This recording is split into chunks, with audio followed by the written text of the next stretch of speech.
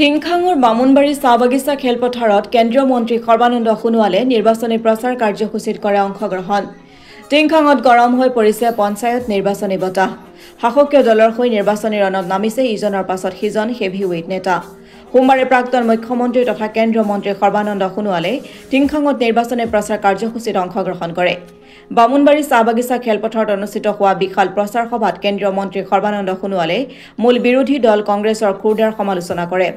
যোৱা 10 বছৰত প্ৰধানমন্ত্ৰী নৰেন্দ্ৰ মোদীৰ বলিষ্ঠ নেতৃত্বত যিমান উন্নয়ন হৈছে কোনো কালেই অসমৰ বুকুত সিমান উন্নয়ন হোৱা নাছিল বুলি উল্লেখ কৰি কংগ্ৰেছে 55 বছৰ কাল শাসন কৰাৰ পাছতো অসমৰ গাঁওসমূহক আধুনিক ৰূপত সজাব নোৱাৰিলে বুলি মন্তব্য প্ৰকাশ কৰে।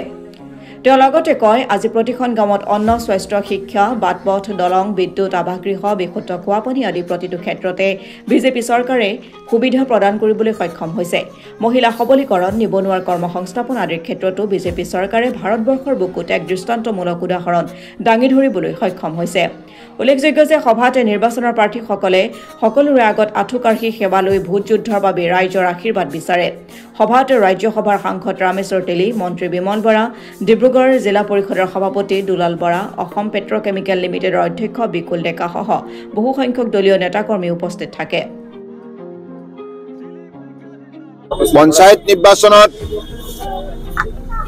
অসমৰ গঞা ৰাইজৰ এটা কথা বিশেষভাৱে অত্যয়ন গৈছে যে 10 বছৰত মাননীয় প্ৰধানমন্ত্ৰী নৰেন্দ্ৰ মোদী ডাঙৰীয়াৰ বলিষ্ঠ নেতৃত্বত যিমান উন্নয়ন সম্ভৱ হৈছে কোনো কালেই অসমৰ বুকুত সেই উন্নয়ন সম্ভৱ হোৱা নাছিল।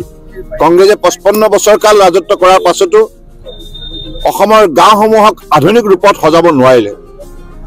আজি প্ৰতিখন গাঁৱত ৰাস্তা পদূলি, দলং, বিজুলী বাতি আৰু প্ৰতিটো পৰিয়ালক অন্নমুঠি যোগান ধৰি ঘৰ নথকা মানুহক ঘৰ সাজি দি আজি বিশুদ্ধ খোৱা পানী যোগান ধৰি পুত্ৰ কন্যাক বিনামূলীয়া শিক্ষাদান পৰা আৰম্ভ কৰি ৰাইজৰ স্বাস্থ্য জটিল ৰোগত স্বাস্থ্য পৰীক্ষা কৰা বা চিকিৎসা কৰাৰ ক্ষেত্ৰত 5 লাখ টকালৈকে আয়ুষ্মান ভাৰতৰ যোগেদি যিখিনি সুবিধা প্ৰদান কৰিছে আৰু প্ৰতিগৰাকী মহিলাক সবলীকৰণ কৰাৰ বাবে অৰুণোদয়ৰ পৰা আৰম্ভ কৰি বিভিন্ন আঁচনি কেন্দ্ৰীয় ৰাজ্য চৰকাৰ যেনেধৰণে সফল ৰূপায়ণ হৈছে, যুৱকসকলক যেনেধৰণে কৰ্মসংস্থাপন দিয়া হৈছে, গতিকে এই যে উন্নয়নৰ এটা দৃষ্টান্তমূলক যিটো উদাহৰণ আজি ভাৰতবৰ্ষৰ বুকুত ৰচনা হ'ল মাননীয় প্ৰধানমন্ত্ৰী নৰেন্দ্ৰ মোদী ডাঙৰীয়াৰ বলিষ্ঠ নেতৃত্বত, অসমতো ডক্টৰ হিমন্ত বিশ্ব শৰ্মা ডাঙৰীয়াৰ নেতৃত্বত বিজেপি মিত্ৰজোঁটৰ চৰকাৰখনে উন্নয়নমূলক কাৰ্যসূচী যিমান সফলতাৰে ৰূপায়ণ কৰিছে তাৰ ফলশ্ৰুতিত আজি গাঁও, চাহ বাগিচা সকলো ঠাইতে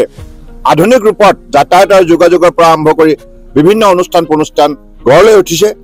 গতিকে মই ভাবোঁ যে সেইবাবে বেলেগ দলৰ কথা আৰু এইবাৰ গাঁৱৰ ৰাইজে ভবা নাই, কেৱল বিজেপি নেতৃত্বাধীন মিত্ৰজোঁটৰ চৰকাৰকে পুনৰ পঞ্চায়ত ৰাজ পৰিচালনা কৰাৰ বাবে সুযোগ প্ৰদান কৰিব।